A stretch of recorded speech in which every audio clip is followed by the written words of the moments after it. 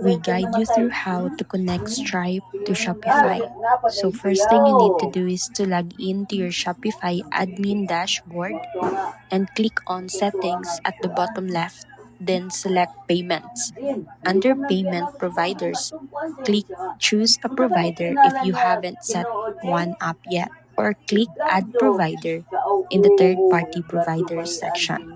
In the search bar, type Stripe, then select it from the list. Click Activate Stripe, and you'll be redirected to log into your existing Stripe account or create a new one. Enter your business email, verify your details, and complete the required business information like your legal name, address, and bank account for payouts. Once connected, Shopify will automatically link your Stripe account. After that, go back to the payment page and make sure Stripe is marked as active. You can also enable test mode inside Stripe to run a test transaction before going live. Finally, click Save, and your store is now ready to securely accept credit and debit card payments through Stripe.